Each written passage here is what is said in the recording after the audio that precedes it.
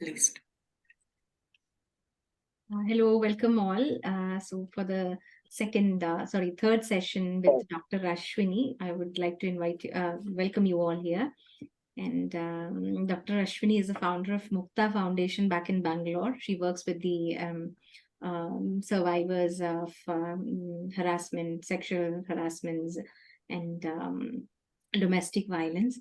And she is she is so sweet that she agreed to do 5 sessions with us to help us get the positive mental space, touching on various topics which will help us have a very positive way of looking at life and how we can feel positive when it comes to our own mental space. Thank you so much, Dr. Ashwini. Sujati, would you like to add a word or two? Yes, thank you. Thank you. I am so grateful to you, all of you that has joined. I know it's Friday night for all of us, and everybody is busy, but you guys took the time to spend this evening on our Zoom platform. Welcome, Dr. Ashwini. It's good morning in Bangalore, and I know it's early morning for you, and we are happy that you are here with us. This is our third session, and we are anxiously waiting to hear the other 2 sessions. So welcome, Dr. Ashwini. Yeah, thank you so much. I would like to call Dr. Jayamo Sridhar also to say a couple of words. Yeah, she is our joint secretary in the executive team of FOMAA. Yeah, good evening, everyone, and good morning, Dr. Ashwini. So, thank you so much for doing this for FOMAA. And I know this is so early for you on a Saturday or morning. And I know this is a very good topic. I know, like, as ladies, we all want to hear, and we have like various opinions and suggestions. So we would like to hear from you, and I'm sure that we all can get advantage of your advices. Thank you so much for joining us, and on behalf of FOMAA Executive Committee, once again, I thank you for doing this for FOMAA. Thank you. Thank you, Jayamo Chechi. Thank you, Jayamo. So, yeah, I give you the screen to Dr. Ashwini. Thank you so much. And, it feels good that now the names are so familiar to me. I know when there is a new team member adding to the session, and lovely to be meeting all of you for the third time. Now, those of you who've been joining these sessions, and I hope you'll be able to remember how the very first session, we focused on enhancing the emotional intelligence. Do you all remember anything vaguely from the first session? Any word or any concept? Something that you remember from the first session? And I hope it's okay, cognitively, even if you've not remembered, I hope somewhere ideas should have caught on, and maybe I'm hoping that you've imbibed it. And the second session, we focused on warning signs of a toxic relationship, where the focus was more on understanding what's the difference between conflict and abuse and violence. Do you all remember? Yeah. And then we also looked into 6 different forms of intimate partner violence: physical abuse, verbal abuse, emotional abuse, financial abuse, sexual abuse, and technology enabled, the abuse. And then we also looked into the cycle of abuse. And then I think the theory of learned helplessness is something that maybe I would have spoken about. So ultimately, the idea is, if we have learned to be helpless, can we also learn to be resourceful? I think that's where the previous session, the ended. Now, I would consider this particular session very important for the simple fact that sometimes having this particular skill that I'll be talking today, it's one way to ensure even unintentionally we don't violate others' boundaries, and we also don't let others violate our boundary. So today we are going to focus on building skills of assertiveness. Would that be okay, everyone? Yeah. So assertiveness has constantly been seen that it's associated with positive mental health. Sometimes even without realizing, when we are not assertive, we are at times, violating others' boundaries, and then others might consider us to be aggressive, knowingly or unknowingly. Sometimes we may not even realize that we are, somewhere violating others' boundaries. And the most important thing is, even without realizing, sometimes others might be violating ours and we've not defended it well enough, and then we'll be submissive. So, therefore, today we will look at the continuum of assertiveness. Would that be fine? Now, when I use the word assertiveness, what comes to your mind? Is there, an image, or, one other word that comes to your mind? What comes to your mind? Assertiveness. Anybody has ever tried, Googling images for assertiveness anytime? It's usually is linked with the word no, like, okay, where you are Yeah. able to say no, so if Yes, you don't want to yes. do Like, it. absolutely. Like Reshma ma'am is pointing it out. Sometimes, it's not sometimes. I know when Reshma ma'am is talking about, the images of no, I realized her hand spread like this. If you actually see, almost all images, at least on the first click, assertiveness is no, and no is written here. Somehow assertiveness has become equal to saying no. Have you seen? Yeah. But then we will today look at how assertiveness is also the right to say yes, the right to say, I don't know right now, I don't know what to say, whether a yes or a no. Instead, I'm going to borrow time. And you see, when we are saying about my ability to say no as assertiveness, it's as if it only comes with one particular the skill that I'm going to say no to it. Assertiveness is not just being able to tell no, it's a lot more than that. The ability to say yes, the ability to borrow time before saying yes or a no. Now, that's also assertiveness. So, therefore, today we will look at assertiveness as broadly as possible from the boundary perspective. Would that be okay? So, on one end of the continuum, we have submissiveness, okay, also called passiveness. Okay, on the other end of the continuum, what is directly opposite to submissiveness? Another word that starts with A, AGG. Come on, I know that you know the word. Aggressiveness. Yes, aggressiveness. So the polar opposite of submissiveness is aggressiveness. A lot of times, what happens is people think that, hey, if I'm not submissive, then I'll become aggressive. Or I need to be aggressive because if I'm not aggressive, then the other, the opposite is I'll become then like a victim. So instead, can we focus on something that's right in between submissiveness and aggressiveness, which is assertiveness? Yeah. And there's also another concept, no, of passive aggression. Passive aggression is in front, maybe I'm submissive, but then behind the back, I'm aggressive. So one of the ways, I would say the only way to not be submissive, to not be aggressive, and not be passive aggressive is to be assertive. So let's look at, assertiveness today. So now the definition that we will be working with as part of this particular session is, see, to be submissive means I let others violate my boundaries.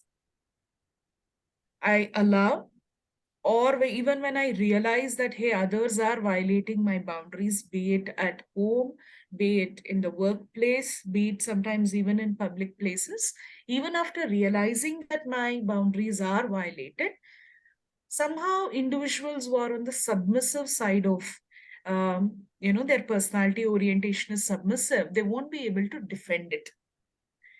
First and foremost, individuals who are submissive are unlikely to have set boundaries in their own mind at times. And when you've not set boundaries, can you communicate it? And when you've not communicated, when others are violating, can we be in a position to defend it? Yeah. Are you all okay with the understanding of submissiveness? Mhm. What is submissiveness? Submissiveness is unintentionally, intentionally, none of us are submissive, wanting to be submissive sometimes, but then somehow our personality orientation is such that, I allow people to violate my boundaries. Okay. And then on the other hand, the extreme opposite of that is the aggressiveness. I mean, aggressiveness, do you think aggressive people are allowing others to violate their boundaries? Do individuals who are on the aggressive side, do they allow others to violate their boundaries? Mm-mm. Yes, no? No.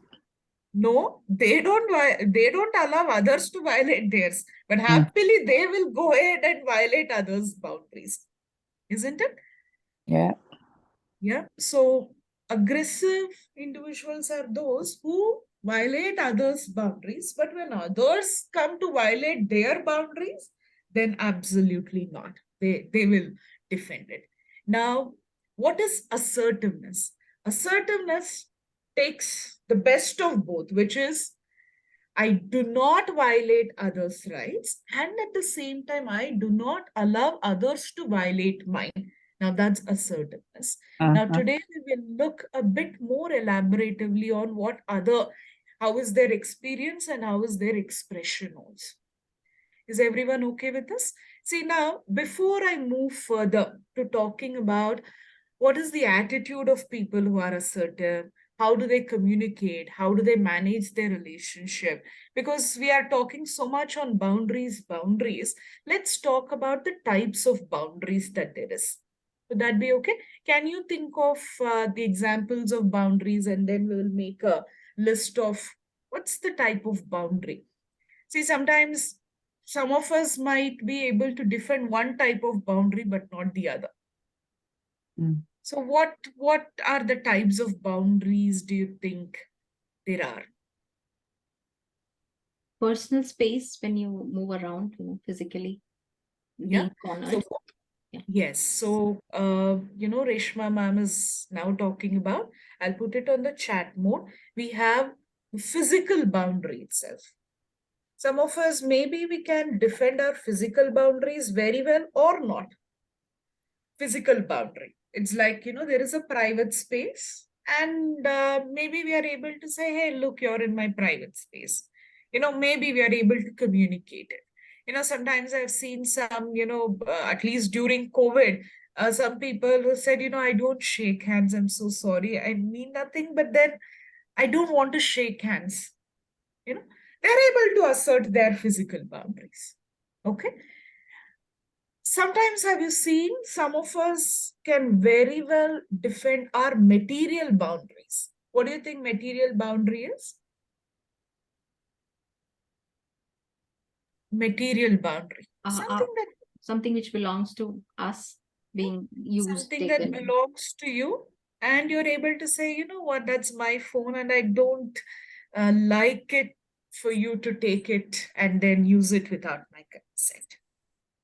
So in fact, we were talking about this in the previous session, right? In technology enabled abuse, a lot of times, the partners, without the consent of the other partner, is taking the mobile phones and then changing passwords, sometimes locking the partner out of their own password.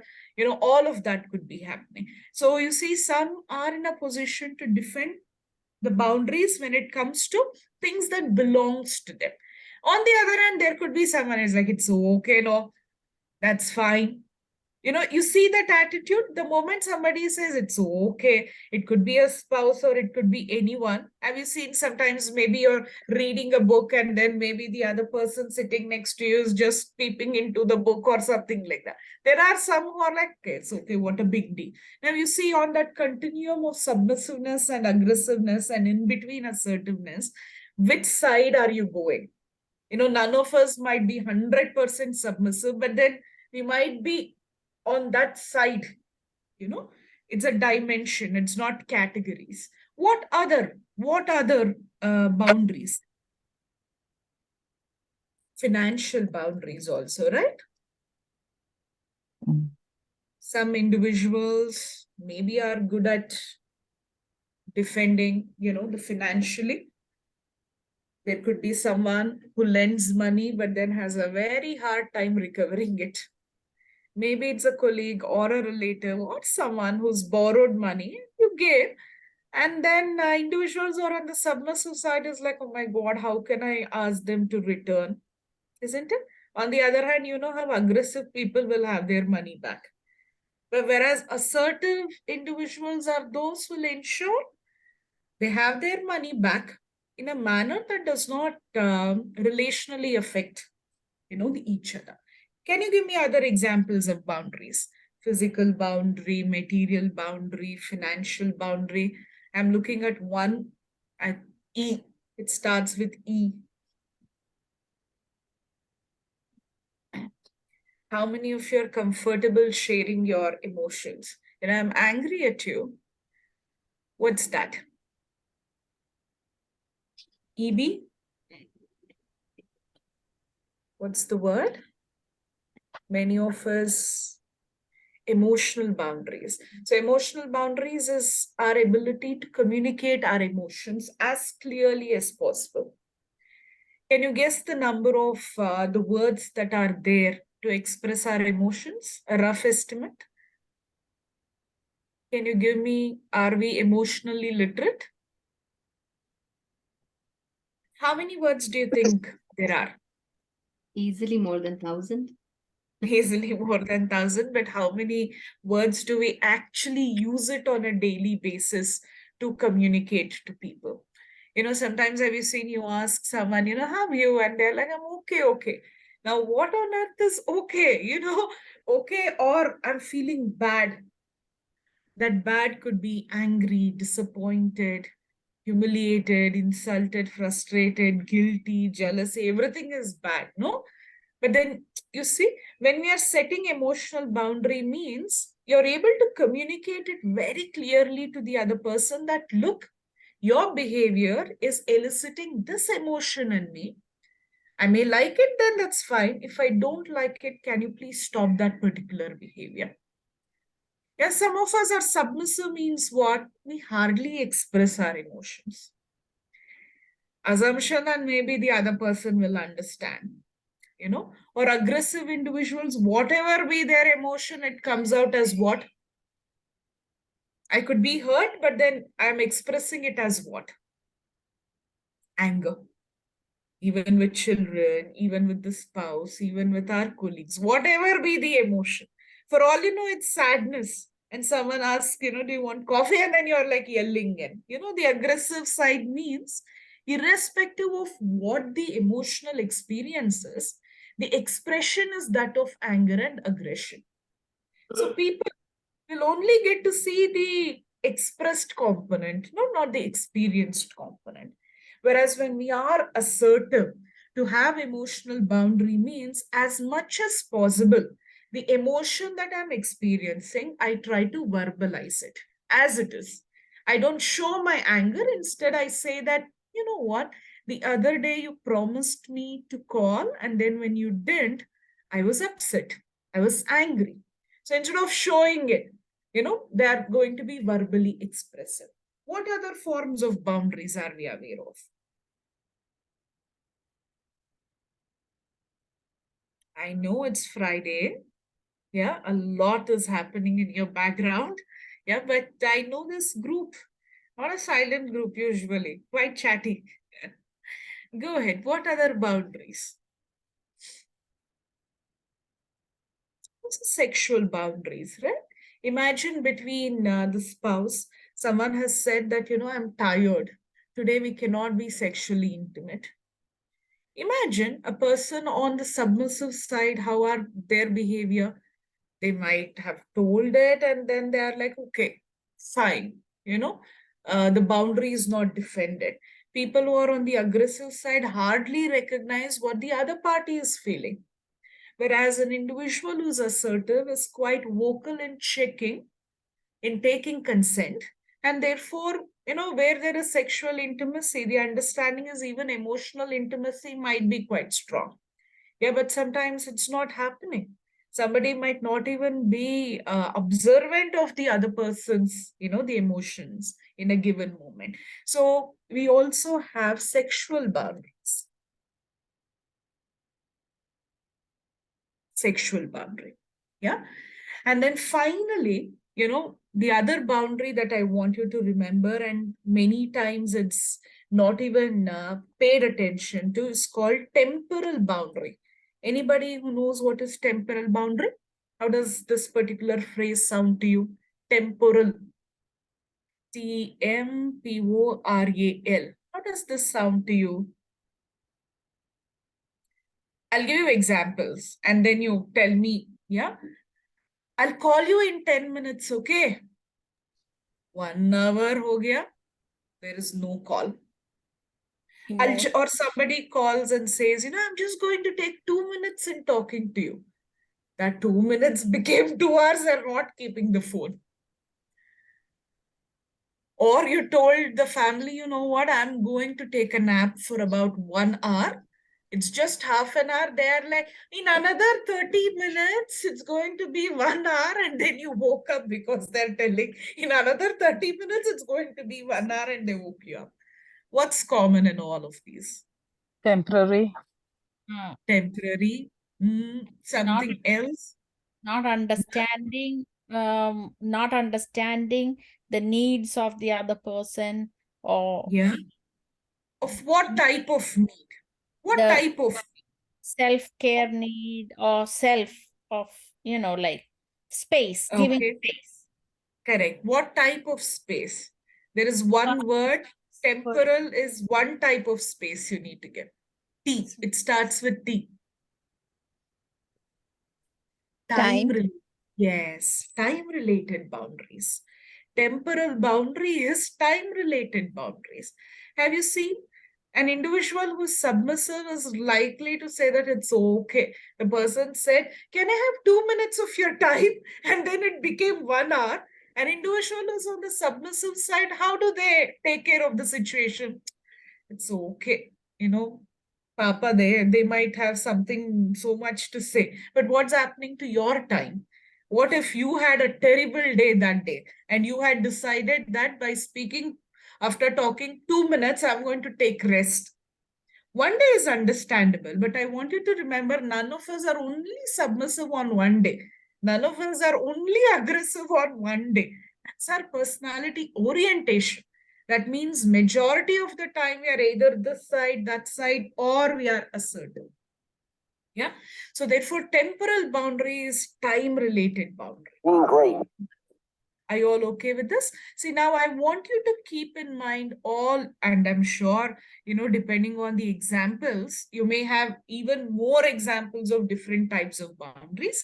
But now what we will do is, we will look at how does an individual maybe defend these boundaries, keeping in mind the personality orientations. Would that be okay? Yeah. Now we will look at the differences between submissiveness, assertiveness, and then aggressiveness, and then one by one. And I want an honest reflection. Even as I'm talking, I'm imagining all the important people in my life, and then I'm thinking with whom, how am I?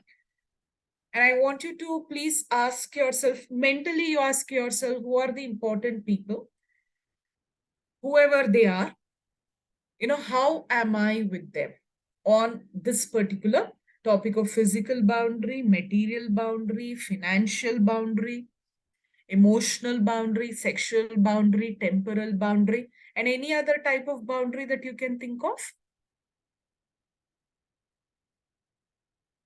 Also, in certain context, intellectual boundaries also become very, very important. No? Have you come across people where you would have told them something and then they're quoting themselves? It was your idea. The conversation with you, that idea came. So imagine Reshma told me something. And then the next time when I'm talking to Dr. Jagati, I'm speaking like, it's my idea. Where do you think they are? Are they submissive, aggressive, or are they assertive? I took Reshma's idea and now I'm talking like it's my idea. Assertive. They're asserting themselves. No, they're being aggressive, ma'am. The Oh. reason is they're violating the intellectual boundary of the other party, no? Yeah.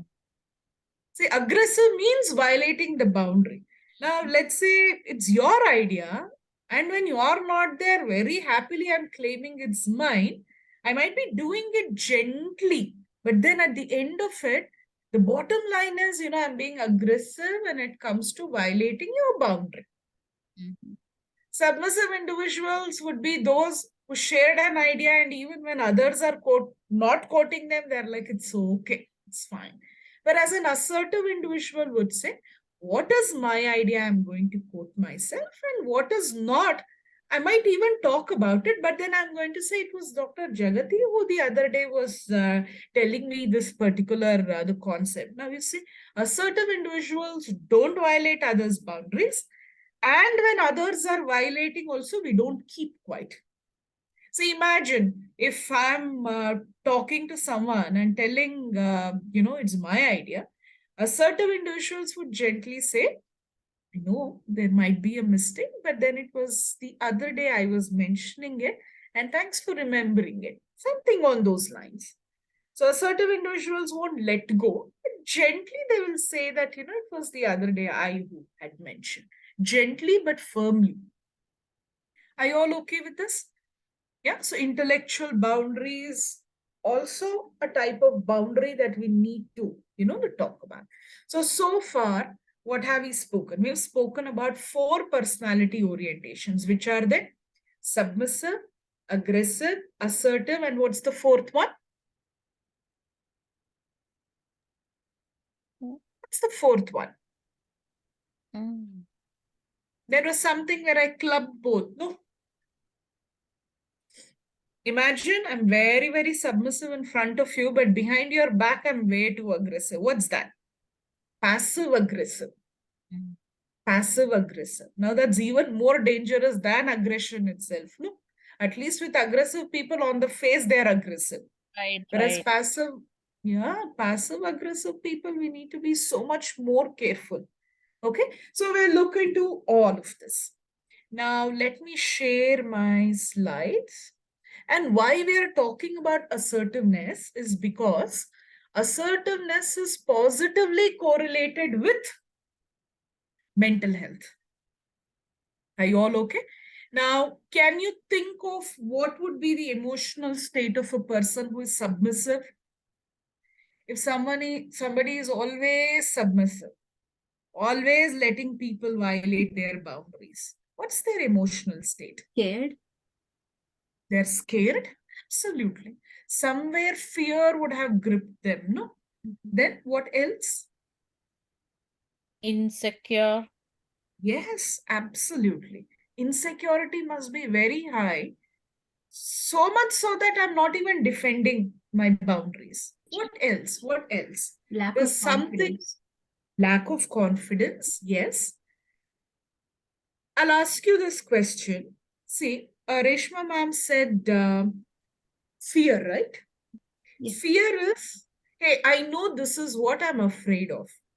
Imagine, I might be submissive and I'm like, you know what? I'm afraid when my spouse takes my phone and then I'm like, I cannot even tell him, please don't take it without my consent. I might be scared.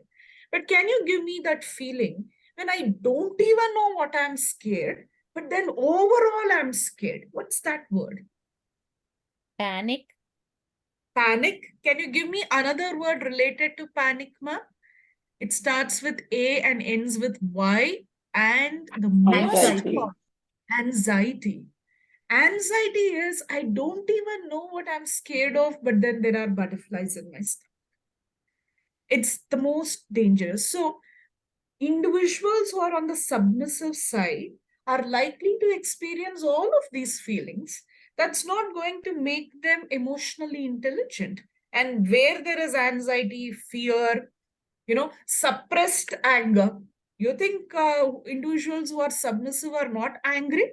They are angry, but then they have suppressed it like that spring. Yeah. Now, on the other hand, let's go to the polar opposite. People who are aggressive, what's their emotional experience? They lash out. on anything They else. lash out. Can you imagine how their blood pressure is going to be? Yeah. Yeah, Anger. I want you to please know it's not just a morality thing that please don't be aggressive, but then the body does take a toll. You might be yelling and screaming, but then your body is keeping tab of all the yelling and screaming. You might be giving others headache and earache, but then your own body has built up that internal, the pressure. And enough and more studies are talking about how when you are knowingly or unknowingly aggressive, your blood pressure is on a rise. Cardiac issues among people who are aggressive is on a rise, and that's given. Now, what about people who are passive aggressive? Passive aggressive, or how? In front, you're like, oh, goody, goody, goody, very, very gentle. But then behind the back, you're aggressive. Gossip mongers, rumor spreaders. How is their emotional well-being? Which feeling is likely to be high among those who are passively aggressive? I'm looking at a word that starts with G. And in psychology, we say it's the most toxic of all human emotions. Which one? At least if you're angry, it's one thing, but there is this one emotion which is the most toxic. Which one? Guilt. Guilt. Absolutely. Thanks, Dr. Jagati, for that. Can you see? People who are passive aggressive are feeling guilty because they're the only ones, unlike submissive or aggressive, they're the only ones who come across as one thing, but they truly know their intentions. And you know what research says? Research says that people who are passively aggressive, with guilt, you can't do one thing peacefully. What's that? Sleep. People who are passively aggressive and their sleep, quality of sleep gets immensely affected. And once sleep gets affected, every other circadian rhythm gets affected. Now, when it comes to assertiveness, it's positively correlated with good emotional health. Are you all okay with this? So with this foundation of why it's important that we need to be assertive, let's move on to this particular, the topic of what's the attitude of people. What's the attitude of individuals who are aggressive, submissive, and assertive? It might seem like there's a lot of data, but then I just want you to please be reflective of who am I? And in a particular relationship, what do I become? Look at this. An individual who is aggressive have an attacking attitude towards others. Even without realizing, when we talk to some people, it feels like we just won a battle or lost a battle. Have you had those experiences? It was just a simple conversation, maybe about the politics or the necessity to vote, or it could even be weather, whatever be it. Some individuals will give you a feeling that you've just waged a war. That's maybe because you just spoke to someone who has a very attacking attitude towards others. Whereas when it comes to individuals who are submissive, how is their attitude? They have a kind of give up attitude in the presence of others.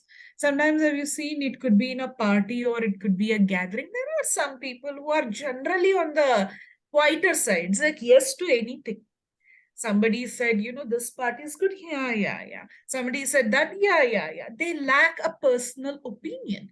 Whereas an individual who's assertive, they don't have an attacking attitude. They don't have a given attitude either. They have a respectful attitude towards others. Would that be okay? How do you think passive aggressive people, how are they? They have a given attitude in the presence of people, but behind the back, it's attacking. So imagine, whatever Suja ma'am says, I'm like, yes, ma'am, whatever you're thinking, it's correct. But behind the back, I'm like, Reshma, Suja's attitude is like that. That's even worse, no? Passive aggressive. Yeah, there's absolutely no respectful attitude towards others. Now let's move on to the next point. Look at this. Individuals who are on the aggressive side, They value their own needs, their own rights far more important than others. For them, their own needs and rights are far more important than others. Submissive people, how are they? Everybody's needs, everybody's rights is more important than their own. Whereas an assertive person would say, hey, my need and your need is equally important. That's it. Can you give me an example of how someone who's aggressive, they prioritize just their needs, their rights? Let's say planning a trip. How? How are aggressive people? They want to go wherever they decide to go. Yes. There is no, they'll make it seem like, I'm giving a surprise. No, it's nothing is a surprise to anybody. There is a hidden agenda. They might have decided this is where we will go, and that's all that is.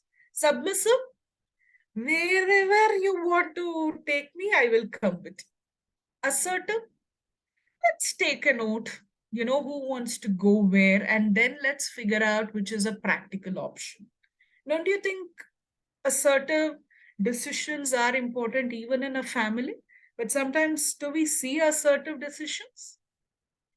Maybe who's earning more is getting to decide, or they'll make it seem like we had a discussion, but ultimately their own decision was taken. Have you seen there are some people who will say, let's have a discussion. Was that a discussion? No, it was just telling what I want. Calling it a discussion, but then it was imposing, the opinions. So let's be mindful of, am I being aggressive, submissive, knowingly or unknowingly, and also the people around. Sometimes aggressive people may not even know they're aggressive. They might be imposing their own perspective. Look at this. An aggressive individual will have a superior attitude towards themselves. They think they are a cut above the rest. Whereas an individual with submissive attitude will have an inferior attitude towards oneself. Sometimes our own children may have one of these attitudes. They may not be willing to be vocal in a classroom. Even without realizing, there could be a feeling that, I'm not as good as somebody else. Whereas an assertive individual will be respectful towards oneself and others. Yeah. An aggressive individual will have a feeling and a thinking based on an assumption that they are better and more important than others. Submissive, the assumption is that others are more important and better. Whereas an assertive individual is like, hey, I could be better, you could be better. If not, we can always improve. So the overall foundation when it comes to the attitudes is aggressive individuals have an attacking attitude. Submissive individuals have that giving up attitude, whereas only an assertive individual has a respectful attitude towards oneself and others. Would that be okay? Usually, I'm so sorry for the cough.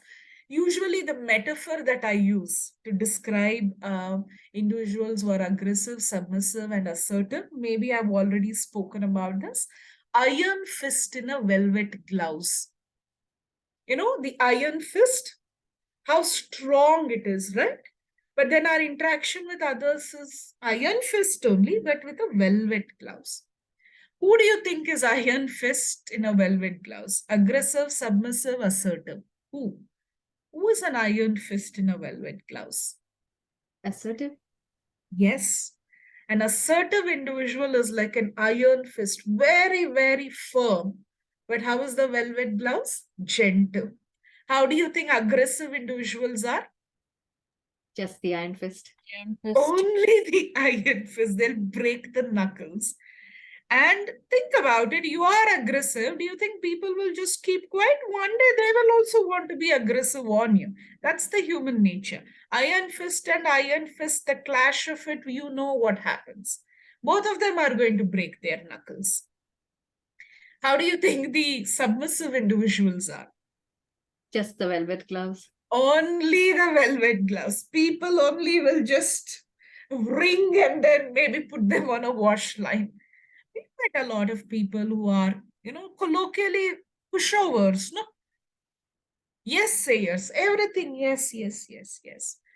The mental health suffers, whereas an assertive individual is the iron fist in a velvet blouse. Goes a long way. Sturdy, but people are not scared to approach. Are you all okay with this? Generally, I don't want you to tell me on a scale of 0 to 10, how assertive are you? Ask yourself. 0 means you're either submissive or aggressive. 10 on 10 is God bless the soul. you know, where are we? Think. Think.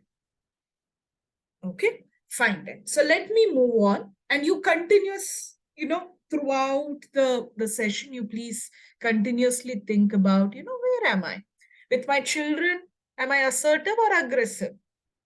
Sometimes I've seen parents telling, no, no, I'm very assertive. And you need to speak to the child. It's like, no, ma'am, she's not assertive. Slightly on the aggressive side, especially on a Monday morning. Maybe Friday she is assertive, but Monday morning with all the hurry-burry, not so assertive. So ask yourself, reflect on various contexts. Shall I move on? Is there a general idea of how the attitude is of assertive, respectful? Yeah. Mhm. Let me move on. The next criteria is, let's look at how is the communication. How is the communication of people who are aggressive, communication of people who are submissive and assertive? Look at this. And these are easily verifiable. Yeah. Individuals who are on the aggressive side, they don't listen to others, they only want to share their perspective. Have you met people like this? It's a conversation for namesake. It's only my way or highway. Only I'm going to talk. Okay. Whereas individuals who are on the submissive side, they only listen to others' perspective. They hardly share their perspective with others. Only an individual with assertiveness, they listen as well as express their perspectives to others. Are you all okay with this? Ask yourself, what are you? In any meeting, are you on the aggressive side, just wanting to speak and dominate every conversation? See, sometimes to be vocal is not aggressive. To be vocal could be assertive.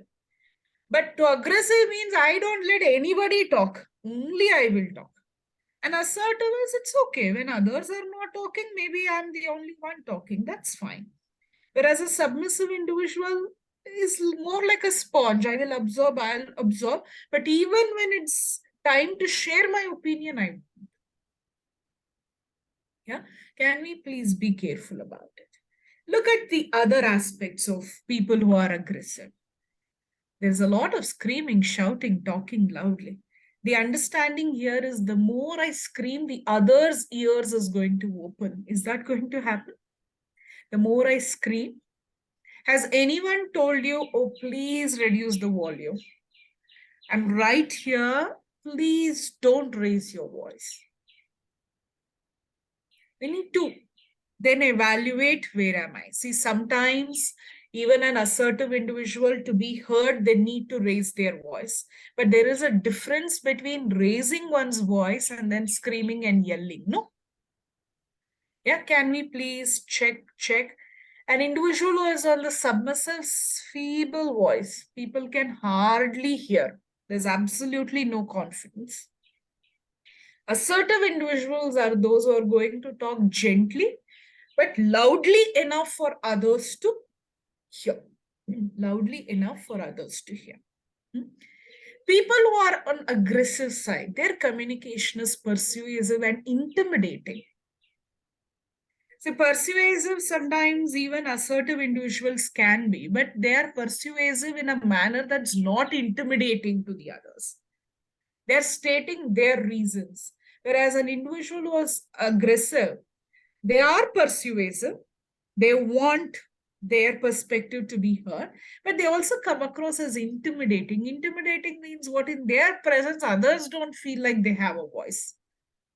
Whereas an individual with submissiveness, They're hardly persuasive. Instead, they get persuaded by others. Can you give me an example of persuasion? Any example of persuasion? Come on. Any example where you thought, oh my God, I just got persuaded. I thought I had an opinion, but then somebody just, the colloquial term is brainwashed. Yeah. Yeah. People who are aggressive will brainwash others. Their opinion is all that matters. And people who are submissive side, they get persuaded, they get brainwashed.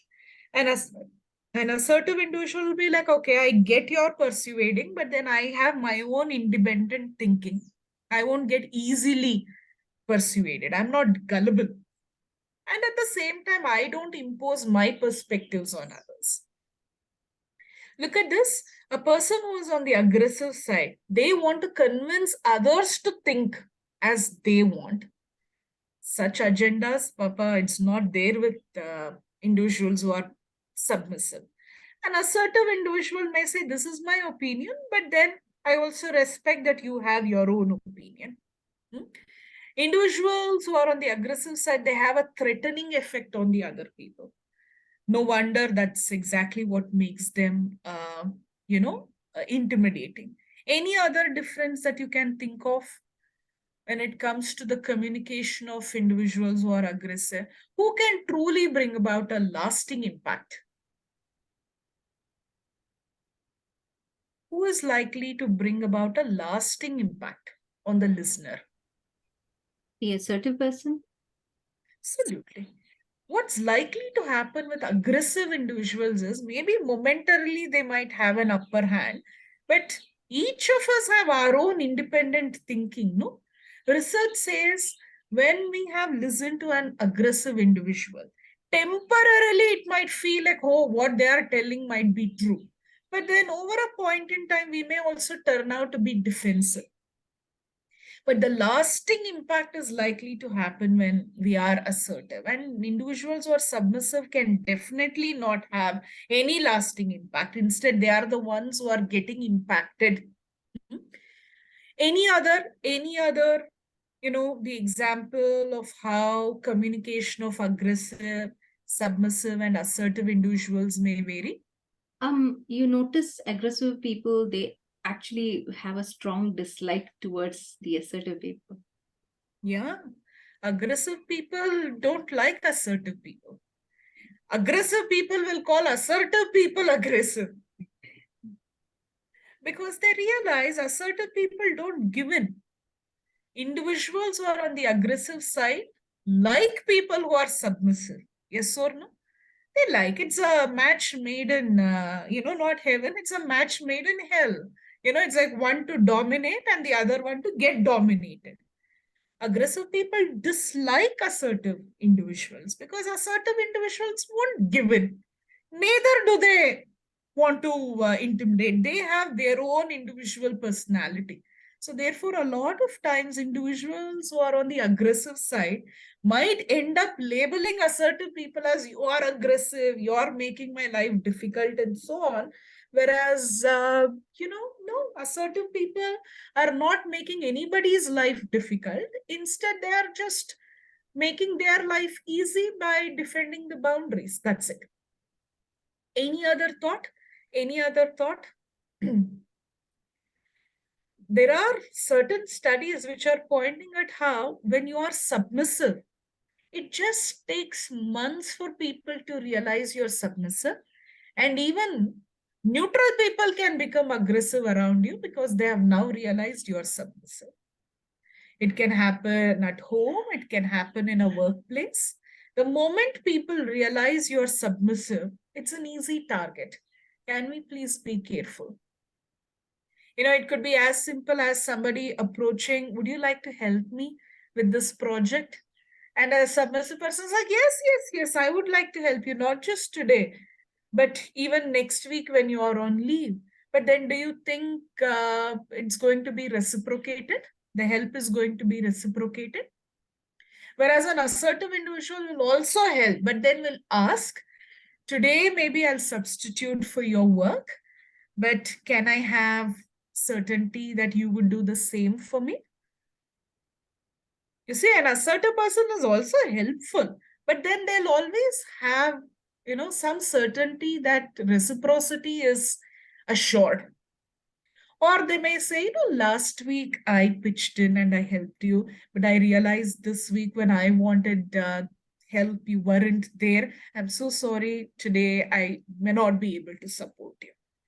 Assertive individual. Asking help from aggressive people, how will be? Hey, why should I help you? Have you helped me? Now you see, submissive people are only willing to help but never ask for help. So therefore, please look at communication on all quarters. Would that be okay, everyone? Shall we move on? Yeah. Yeah. Now let's look at goals. Let's look at goals. How do aggressive individuals set goals, submissive individuals set goals, and then assertive individuals set goals? Look at this. Individuals who are on the aggressive side, they just want to win at all cost, and they wish others lose. Have you seen? I want to be right. I don't care what others. And in fact, aggressive individuals want others to lose more than they winning. They want others to lose. And submissive individuals, they're okay to lose all the time. They may even come up with fancy lines such as, by losing we win people. No, by losing you don't win people. You lose. That's it. Yeah. But when it comes to assertiveness, let's say there's a conflict, especially. Let's take up there is a problem. An aggressive individual, the goal means whatever is their goal is the solution, no, for aggressive individuals. Whereas submissive people, they don't have any goal. It's like whatever happens, it happens. Whereas an individual who is assertive, they don't have a predetermined agenda. They don't have the attitude that I need to win all the time, and neither they want to lose. So instead, they want to explore the options, do what is right to them, to others, and to the situation. Can you give me a practical problem and let's discuss how aggressive individuals will try to resolve the issue? Submissive and then assertive people. Can you think of something? Especially, yes, ma'am. No, like when they are aggressive, they kind of argue to convince that what they do and what they plan is the right way. Absolutely. Yeah. Whatever be the problem, first they want to blame. The problem is there because of you. You fix it, then it's fine. And like Dr. Jagati was telling, or they may have a solution, and all the dialogue is only to convince everybody that this is the best solution. Submissive people is like, okay, we have a problem, whatever you say, we will do and solve the problem. An assertive individual is first, let's analyze what the problem is. Let's figure out option one. This is the skill called exploration of logical consequences. What's this? It's called ELC skill. It's the skill called ELC. What is ELC? Exploration of logical consequence. An assertive individual will say, here is the problem. Let's first brainstorm solutions. And then we will make a list of all the solution, and then we will do an exploration of logical consequence. If we look at this as a solution, then what? Yeah. See, when we are assertive, the blame game later is less, right? See, an aggressive person might impose a solution, but are people going to keep quiet? The next time, if by chance that solution does not hold good, aren't people going to say it was your solution? Whereas an assertive individual will not create themselves that situation. An assertive individual will say, we have together brainstormed these solutions. Now let's look at the consequences, and then we will arrive at a consensus based on what we think is right for you, for me, and to the situation. So there is never an urge in an assertive individual to keep winning and then others must lose. As much as possible, they want the situation to be I win, you win. Are you all okay with this? So an aggressive individual is looking at I win, you lose. When it comes to submissive individual, there are two possibilities. When you are living or working with individuals who are submissive, they're hardly there for conversation. No, two possibilities. One, I lose, you lose. Both of us are losers. Or the other possibility is others will keep winning and you keep losing because you're on the submissive side. Are you all okay with this? Now, let me ask this. How flexible do you think these three are with respect to goals? How flexible? There are two types of goals. Maybe let me put this way. There are two types of goals. One is outcome goal. The other one is process goal. Outcome goal is this is what I want. Okay. Process goal is for me to achieve that. What is my path? Who do you think is flexible with what type of goal? Submissive people. Submissive people are way too flexible with all goals, no? Outcome goal also, it's like, okay, I want this, but if I don't get it, that's okay. This is the idea, but then if I don't get it, it's okay. Are you all okay with this?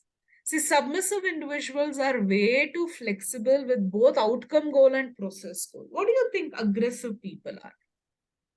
Not flexible. It's their way or highway. Yeah, it's like this is what I want, and this is the only path that there is. They could be stubborn both with outcome goal and process goal. What do you think about the assertive people? Are they flexible with something? Sometimes, practically, they look at it practically. Yeah, absolutely. This is what I want, my outcome goal. But if I'm unable to achieve it through this means, I'm willing to adapt. So the process goal, they're willing to be flexible with. Did you all listen to me? So what did I say? There are two types of goals. One is the outcome goal. The other one is the process goal. Outcome goal means what? This is what I want. Process goal is how do I get there? Okay. Now what we are telling is aggressive individuals are stubborn both about the outcome goal and the process goal. They're stubborn about both. Submissive individuals are so flexible that they'll forget what the goal is in order to just make others feel comfortable. Whereas an assertive individual is maybe rigid with the outcome goal. This is what I want. But to get there, the process goal, I'm going to be flexible because they know that it involves many, many others also to achieve the goal. Is there clarity? So who is likely to achieve more sustainably? Assertive people, no? Because assertive people have a goal, outcome goal, and they're willing to be flexible in the path. Whereas aggressive people, they're not even giving that option of being flexible. Because for them, to be flexible means I'm being submissive. No, right? To be flexible is to be adaptive. Think about it. Are you all okay with this? Any other difference that you can see between aggressive, submissive, and assertive individuals with respect to goal? Sharing credits. Who is how? How are they? Sharing credits after accomplishing. There is no way aggressive people are going to share it with anybody. Absolutely. If they're a failure, then they will share all the blame credit with everyone. But if they More have than share, probably they will find somebody to blame. yes, absolutely. So individuals who are on the aggressive side, when they actually accomplish the goal, they will not share the credit with anyone. Submissive people, even when others are congratulating them, they're like, it's okay. I don't know what I did. I don't know. Everybody helped me. Whereas an assertive individual will also cherish their own efforts, but they'll also be grateful and expressive of that gratitude when others have, assisted them in accomplishing the goal.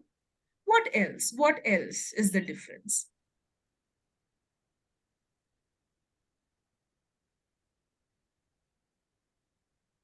The assertive people are more ready to,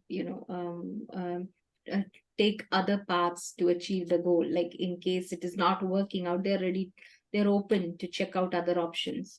Whereas aggressive Absolutely. people are like they're hell bent on going on this certain way. They have already planned. They want it Absolutely. such a way. And submissive Yes. people are like it wouldn't, like they're Yeah. So, like Reshma ma'am is saying, an assertive individual has focus on the outcome goal, whereas the path of the process goal, they're willing to be flexible and adaptable. And that's exactly what ensures that they are in for a long game. Yeah, they're in for a long game. Are you all okay with this? So far we've looked at the attitudes, of these three people. Then what was the previous topic that we learned? Communication, and then we are now looking at the goal. Now let's look at how do they manage the relationship. How do they manage relationships? Look at aggressive people. They hurt others in order to avoid being hurt. It's like, why should I get hurt? No, instead, I'm willing to hurt others. Submissive people, they will hurt themselves in order to ensure they don't hurt others. And assertive individuals, for them, the relationships are as important as their own goals. So what it means in this context is we are looking at it in the context of how do they manage relationships in the context of goal accomplishments. Aggressive people are so goal oriented. In that process, they will hurt anyone. I want to accomplish goals, that's it.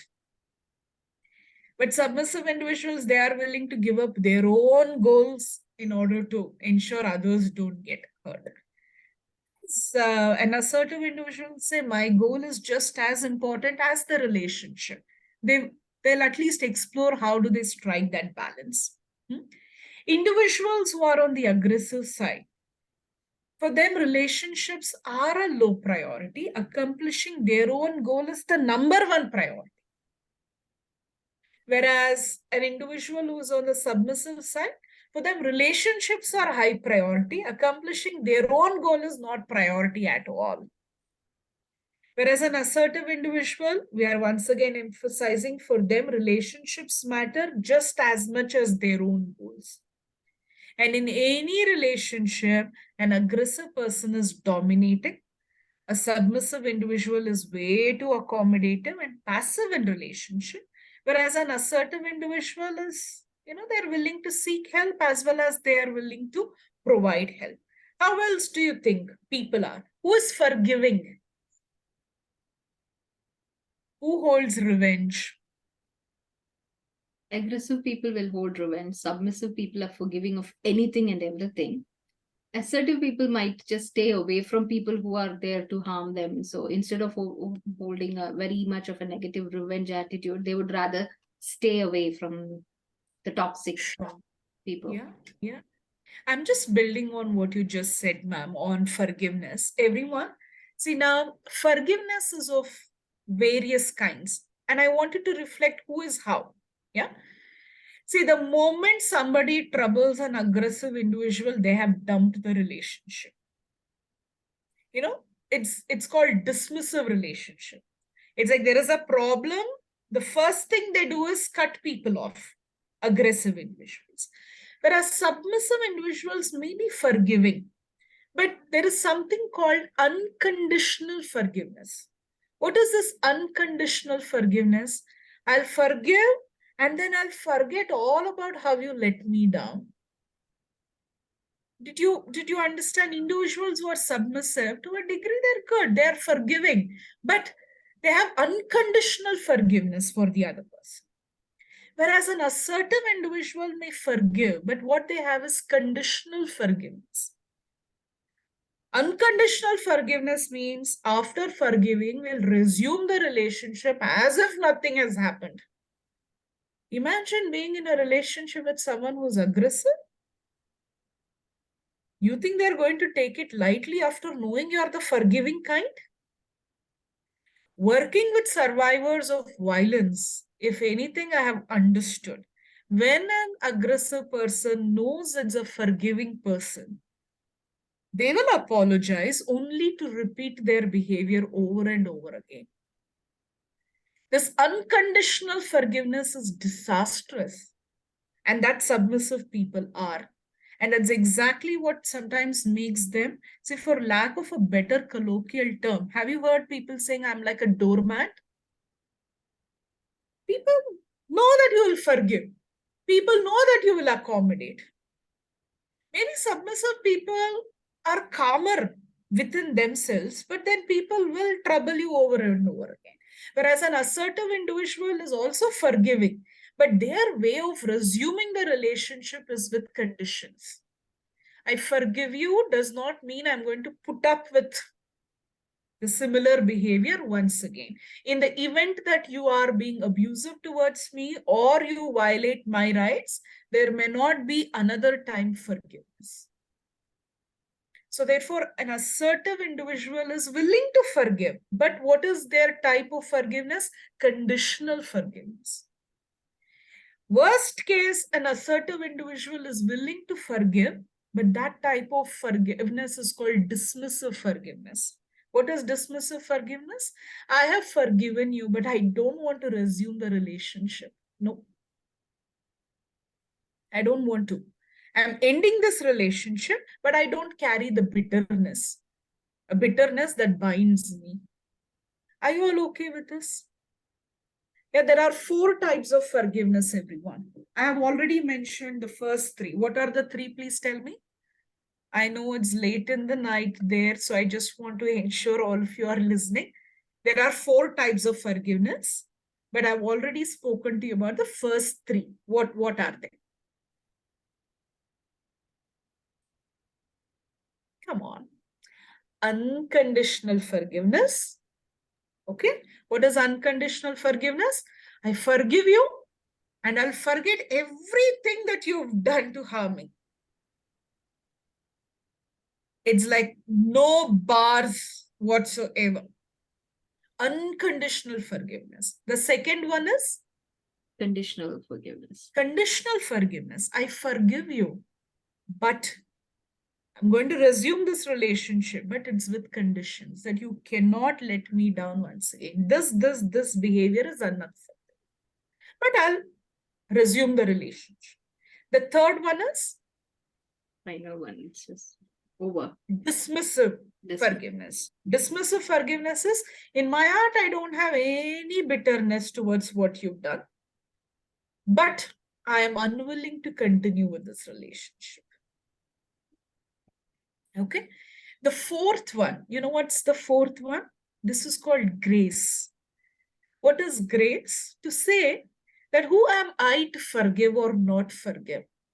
Instead, something which is larger than me will settle the matter. It could be karma, it could be the universe, it could be time, but I'm not even in the business of forgiving or not forgiving. See, all that I'm trying to say here is aggressive people will not even begin on the journey of forgiveness. They are bitter, they get revengeful, they hold it against others. But we all know that, right? You know, to be angry and revengeful on others is like you are drinking poison and you expect the other person to die. Have you heard the Zen, the quote? To be angry, to be bitter towards others is like you're drinking poison, but you're expecting others to die. Others won't die. Before that, you will die. Are you all okay with this? Any other similar Zen quote, Zen thought have you come across about revenge, which aggressive individuals are? The other thing that I've found it so amazing and it truly enables us to get on a journey of assertiveness is, let's say you want to throw burning coal on someone because you're angry at them. You need to hold it first to throw at them, right? And in that process, isn't our own hand going to burn? So you see, an individual who is on the aggressive side, they don't get this perspective. They carry so much of bitterness, revengeful attitude, but nothing happens to the other person. You are getting, your health is getting. Whereas an individual who's submissive, unconditional forgiveness. Whereas an individual who's assertive have three options: conditional forgiveness, dismissive forgiveness, and also grace. So they feel lighter. They feel lighter. Yeah. So relationally, the most sustainable relationships are those between two assertive individuals, or at least one person is assertive. The most unsustainable relationships will always happen with aggressive or submissive. Are you all okay with all of this, everyone? Yeah, I know maybe you're reflecting, but it would be wonderful if you could also share your perspective. Yeah, but this has been the most, I would say, maybe you're reflecting, but I hope you are. But it would be lovely if you could also express. So far, what are the broader headings that we have looked at? We've looked at the attitude of these three categories of people. Then we've looked at the communication. Then we've looked at the goals. Then we've also looked at relationships and how they manage. Now, quickly, maybe this is the last point. We've looked at, we need to look at the feelings, which we have already spoken. Look at this. An individual who's aggressive, their action is mostly based on anger. They're likely to feel victorious when others lose, but sometimes they're likely to experience immense guilt, remorse, and dislike towards others. Yeah. Submissive individuals, there is feelings of hurt, worries, suppressed anger, frustration, low self-esteem. Only an individual who's assertive. See, now this feelings is an outcome of being everything that we've earlier spoken. Imagine your attitude is respectful towards others and oneself. Obviously, we will feel, positive. So this what we are discussing is an outcome. It's not like you cannot be like, hey, I'm assertive and I want to feel positive. No, it's only when we have assumed a particular attitude. It's only when we've had a type of communication. It's only when our goals is of a particular, the kind, and we've managed our relationship in a particular manner. The outcome is going to be all of this. Are you all okay with this? Yeah. If one thing assertive individuals do, look at this, everyone. This is called kite principle. Kite, K-I-T-E. What's kite principle? K is they know their feelings. First and foremost, assertive individuals know their feelings. They never use words like I'm feeling bad, because bad is not an emotion. Imagine I tell I'm feeling bad to Suja ma'am, and Suja ma'am interprets that as I'm feeling irritated. But in fact, for all you know, I'm feeling hurt. Yes or no? So therefore, first and foremost, an assertive individual is aware, they know their feelings. Okay. I is they own their, I is they inform others. I statements. I don't know how many of you are aware of this. Research says when we begin the sentence with I, people listen to us much better than when we start the sentence with you. Imagine, you make me angry. The moment people hear the word you, they've already gone on a defensive mode. No, I didn't make you angry. You make me. As opposed to, I am angry when you say this. The moment you own your feelings, that's the K-I-T principle. K is know your feeling. I is use I statements. Yeah. I am angry. I am hurt. I am stressed. Then we still have the listener. T is tell others. E is you evaluate the impact. So assertive individuals will always begin their sentence with I. How is it in other language? In Malayalam, can you tell me the difference? You make me angry. What's it in Malayalam? You is me. Me? I don't know. Is that I don't know Malayalam? You make me angry. ഞാനിപ്പോ ദേഷ്യത്തിലാണ് because എന്നോട് നിങ്ങളുടെ behaviour എനിക്ക് ഇഷ്ടമായില്ല, something on that. Yes, I am angry Yeah. when you behave Yeah. in this particular manner. See, I mean, I can, you know, encourage you to take a bet. Yeah. Try speaking with I, irrespective of which language. Hmm? In Kannada, it's like Ninninda Kopa Bantu. And I've seen Ninninda is you. You made me angry. People usually go on a very defensive mode. Nanige kopa bantu. At least they are like, okay, I am angry. Why are you angry? At least they're willing to listen. Now, when assertive individual is an emotionally literate person first, their vocabulary is rich. Yeah. See now, I think earlier we were discussing in an English language, there are easily 300 plus feeling words. But you know what's the average number of words individuals are known to use? Not even five. Not even five. On an average, 30 to 50 feeling words we need to. If anybody has younger children, please go Google. It's called feeling wheel. Please take a printout and put it on the wall. In Finland, they're doing this. Even before they're teaching words, like animals words, dog, that, this, they're teaching feeling words. Otherwise, what's happening is there are two things, experience and expression. Otherwise, what's happening is 300 plus feelings we experience, but expression is just a couple of them. I'm feeling bad. I'm angry at you. Shouldn't there be you all remember match the following? For one, there is the other. But here, unfortunately, what's happening is 300 feelings. But then the expression is just a couple of them. So therefore, to have a match between what I feel and how I express, we need to know minimum 50 feeling words. I'm hurt when you talk to me in a rude manner. I'm extremely disappointed when you told me you would call and then you didn't. Now you see what's happening. You're being expressive of your emotions. Otherwise, how do we talk? So imagine, let's take up this example and let's practice, and then maybe we will wind it up. Let's say I considered, I don't know, I mean, I saw Sunita ma'am right at the beginning. So let me take, Sunita ma'am. Let's say Sunita ma'am and I are very good friends. And I thought that Sunita would only go to movies with me.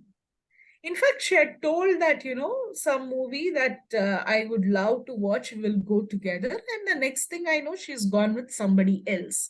How do you think an aggressive person will deal with the situation? Will be furious. Will be furious. Sunita, what? I thought you're my best friend and you go with somebody else. Is that what you do to me? Even more harshly than this. Submissive individual, sulking and, all that, how could you do this? I felt so, an assertive person is going to be quite vocal about the feelings. And what are my feelings? I got hurt. I was also angry. I was upset. You put it in a sentence. The other day, when this happened, this is what I felt. So an assertive person is always vocal about the feelings. Maybe if there is time, you could take 2 minutes and just make a list of all the feeling words that you know. See, sometimes what's happening is, at least in English we know words, but in our regional languages we don't know feeling words. Jealousy, what's it in Malayalam? Hurt, guilty, disappointed, frustrated.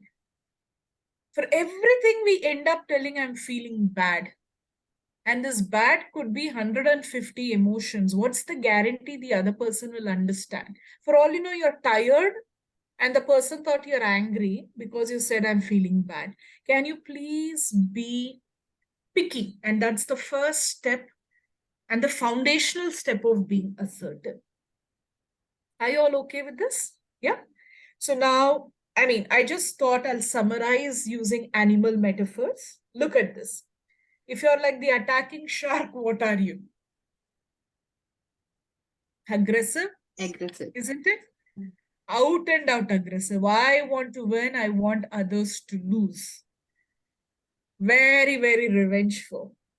Can you imagine being stuck with an attacking shark personally or professionally? But we are still surviving somehow. Yeah. But there are way too many. At least let's not become attacking sharks.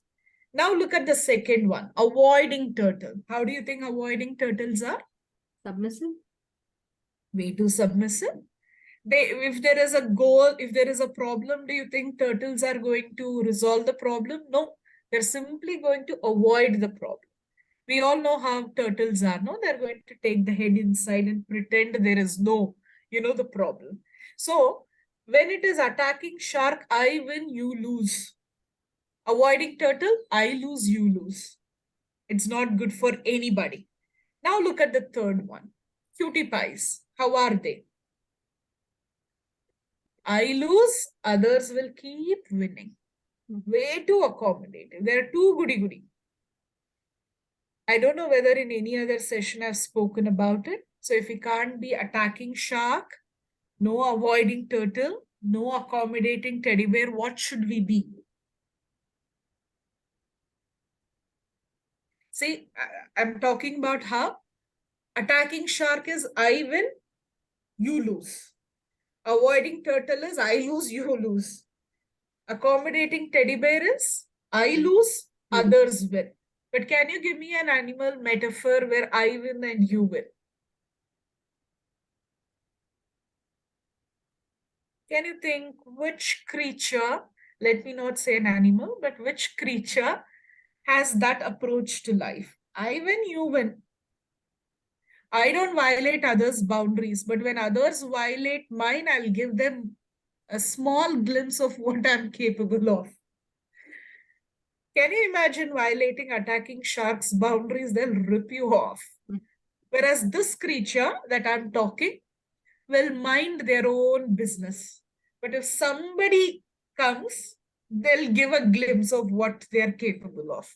Who are they? They give help. They're also comfortable asking for help. They plan. Dolphin? Go. Dolphin? No. They can attack, right? They can attack. Yeah. I'm looking at something that's we've seen it all. It's very relatable. That's exactly what makes it a resilient creature. Of all the creatures on earth, this is the most resilient. I think it's already 7:30, so it's the collaborative ant. Oh, what do we know about ants? See, ants, unlike mosquitoes, don't simply go bite anybody. They just mind their business. But you step on their toes, they'll give you a glimpse of, hey, look, I am here. Please, please. If we know something about ants, for them, relationships matter just as much as goals, isn't it? Have you seen them? They work methodically. I mean, don't think I'm jobless, but I've spent considerable amount of time observing ants. Their communication, I don't know what the problem is. Sometimes they keep asking, they keep going and talking to others till a certain number of ants will rush to their help. So ants are one of those creatures who will just mind their business, but they don't violate others' boundaries. But when others violate their boundaries, they will behave in a manner that we will remember for quite some time, isn't it? Yeah. So the idea here is when we are collaborative ant, I win, you win. And we all know this is one creature which can carry 50 times more of its weight. It can, probably because of this mindset, no, of assertiveness. I don't violate others' boundaries, but when others are violating mine, I will defend it, come what may. Goals matter to me, but what's equally what matters to me is relationship.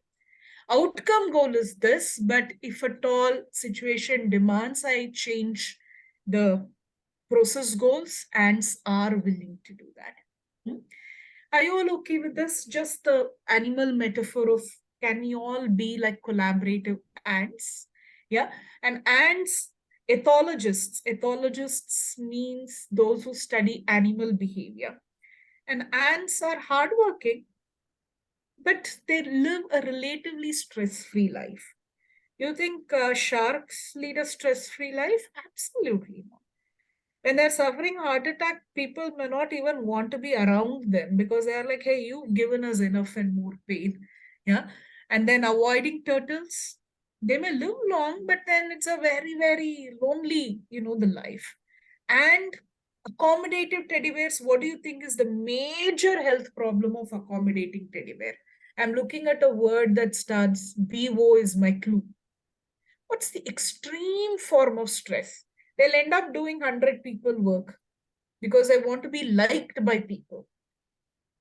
They want to be in the good books of all people.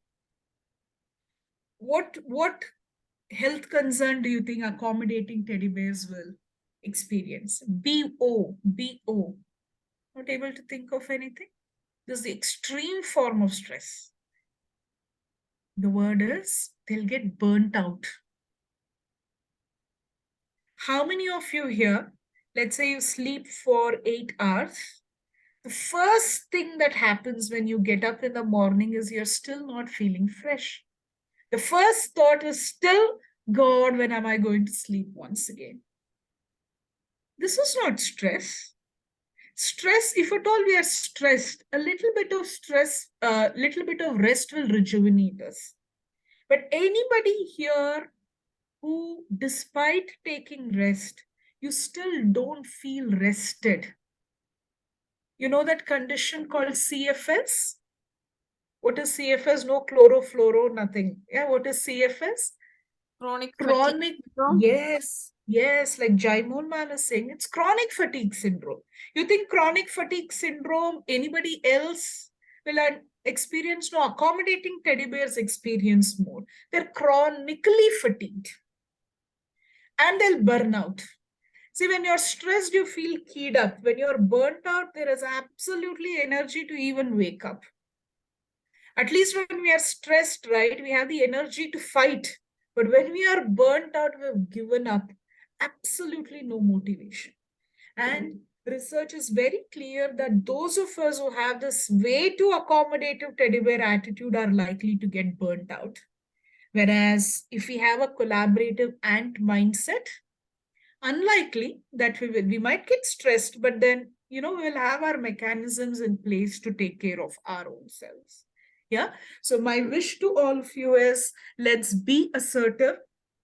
And to be assertive is I do not violate others' boundaries, and at the same time, I do not allow others to violate mine. Yeah. And when we are assertive, here are the chances that we can also be like the collaborative ants. Would that be okay? Yeah, maybe with this, let me stop. If there are any reflections, thoughts, questions, maybe we could. Otherwise, we can call it a day. Yeah. Any thoughts, anything you wish to share? On a scale of 0 to 10, what's your level of assertiveness on an average? Is there one person that you're always perennially submissive? Is there one person that with whom always you're aggressive? Is there a way to strike a relationship with them by being slightly assertive? Think about it. Yeah, we try to be assertive, but like the people around us, when they are more aggressive, how do we balance I know, by consistently being assertive. being assertive? And sometimes that make us to be aggressive also, because like there is a limit for us to be assertive, but at the same time, if Yes. others are trying to take advantage, then I think like sometimes we go out of control. Sometimes, when we are dealing with aggressive people, assertively giving people ultimatums maybe matters. See, sometimes what's happening is we've been assertive, but then nothing seems to change. Yeah. Then it's time to rethink what is our goal with this person then. Do we want them to change? Sometimes they're not going to change. See, that's why I spoke to you about, when you are assertive, you're willing to be adaptive about your goals. And also, an assertive individual sometimes will collaborate with other assertive individuals and together might bring up a pressure on this aggressive individual. Imagine it's a workplace, aggressive person, assertive person, an assertive person is unable to, bring about a change here. Maybe you alone being assertive is not working, but can you collaborate with other assertive individual and bring the pressure? So at least our approach, sometimes when we are working with abusive and violent relationships, imagine, I work with women who've been tried to, someone has attempted to kill them, burn them. Here is an aggressive individual. Even if you are assertive, they are not going to change. Times like that, you alone will not change. Instead, you need to bring a collective of assertive people and then see if that's going to change. See, a lot of time, legal awareness, for an assertive individual is so important. An assertive individual could clearly communicate the legal consequences of an aggressive person's behavior. And that could be one way of addressing. Yeah, think about it. So first option is to consistently be assertive. Second option, I'm being assertive, but nothing seems to change. Is there a possibility to change my approach of being assertive? Thirdly, if my alone, if I am assertive, if that's not working, can I get the support of other assertive people? Think about it. But then, at least on principle, let's never believe the only way to address or to take care, manage an aggressive person is at some point, I too need to turn aggressive. Then what's the difference between the two? Think about it. I know sometimes it feels like that's the only way out, but then does that resolve the issue? If anything, we've asserted our power, that's it. But did it resolve the issue? Think about it. Doctor, you mentioned about kite. So Yes. K was knowing your feeling. I was start your sentences with I statements. Yes, Yeah. and the TE?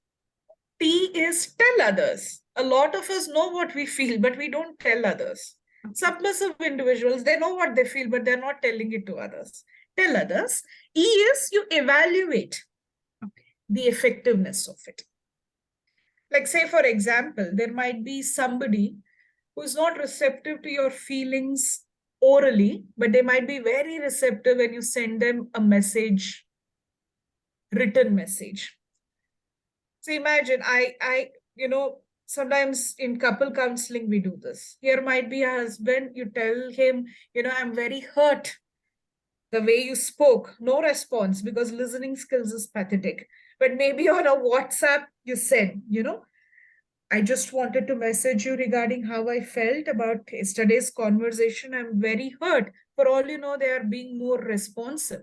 So an assertive individual is constantly willing to evaluate the effectiveness of the mode of communication. That's what the kite principle is. K is know your feeling. I is I statements. T is tell. And E is evaluate the effectiveness. Like I said, assertive individuals are willing to be adaptive. Yeah, I tried to speak, it didn't work out. Let me try and write. I tried to speak individually, it didn't work out. Let me use another channel. You're okay with this? Yeah. Any other thoughts? As long as we are on the journey of becoming more and more assertive, and I for one is not someone would say ability to say no is assertiveness and that's it. No, it's the ability to say yes, the ability to say tomorrow I will come back and tell you no. I don't know right now. All of that is assertiveness. When you are assertive, when we are assertive, we are comfortable making requests. When we are assertive, we are comfortable accepting compliments. Have you seen sometimes someone tells us, you spoke the other day well, people are like, no. You see how submissive? Not even willing to take that appreciation. Yeah. So when we are assertive, we can make requests, we can apologize. An assertive person is willing to clearly apologize.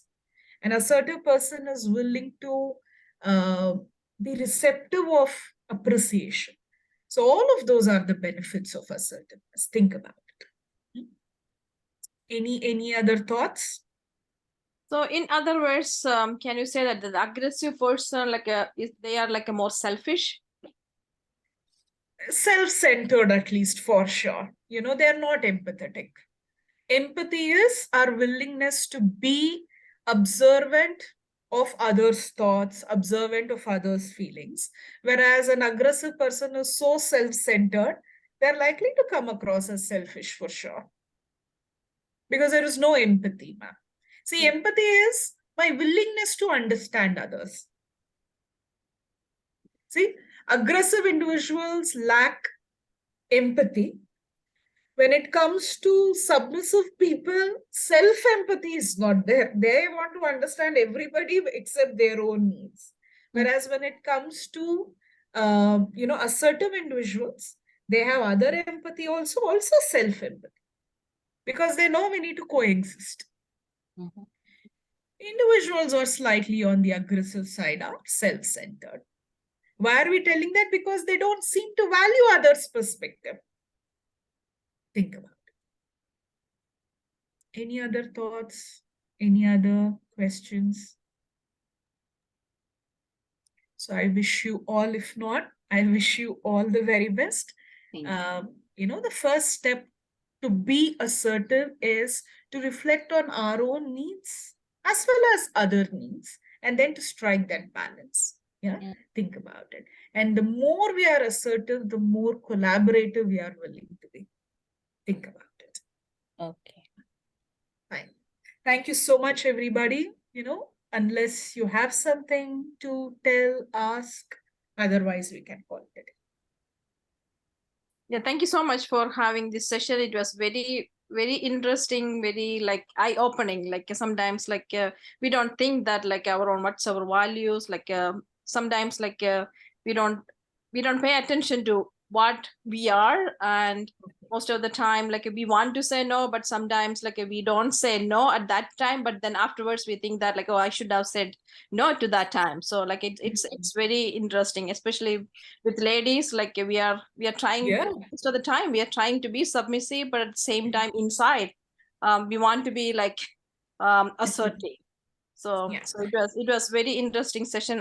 This first time I'm listening to you, and I initially I thought that it may be only for half an hour or 1 hour, but 1.5 hours it flew by. It was I felt like I was in a psychology course, and you presented it very well, very interesting with many examples, and it was very interactive. Thank you so much. I wish there was more people to listen to you, but thank you so much on behalf of FOMAA. Thank you. Thank you so much. Now, always remember, the metaphor of iron fist in a velvet gloves. And also research says the more submissive we are like that spring, right? We're suppressed. And we all know what happens to a spring. After a lot of pressure, a little bit, of space, we spring and go on the other aggressive side. Yeah. See, sometimes, this is not a stereotype or anything, but research says sometimes in the patriarchal, the setting, the more time a woman has spent being submissive, at some point in time, there is a fair chance that will become aggressive, because that's the survival spirit, So therefore, we really need to see before we turn out to be aggressive, can we, because that's going to be unconscious. Unconsciously, the 20 years of our life, if we are submissive, like that spring, it's going to take turns, of aggression. Instead of unconsciously becoming aggressive, can we consciously become assertive, so that we don't run the risk of either being submissive, aggressive, or most importantly, passive aggressive? Think about it. Yeah, great then. So, let's wind it up. Over to Reshma ma'am. Yeah. Thank you so much, Dr. Ashwini. It's been wonderful. This is the third session. And to think that there will be only 2 more sessions, it's sad, but yeah. Thank you so much. It's Thank you so we learned a lot about lot of things which would lead us towards a positive mental space. And I hope I know the participation today was very low, but I believe, as Sunita was mentioning, that we have the summer ending, but I am sending out these videos. Please do, ma'am. So Yeah. whoever is interested, they can see. So I'm not putting it on the big platform, but whoever were present on the first session and so on and so forth, I'm sending it across. Now again, I can ask if anybody is interested, I can send the video, and hopefully next session we have more participation and more people get to hear you. Thank you again. So much. Thanks, everybody. Okay, thank you so much. Yeah. Have a great day for you. Good day. Thank you. Right. Thank you.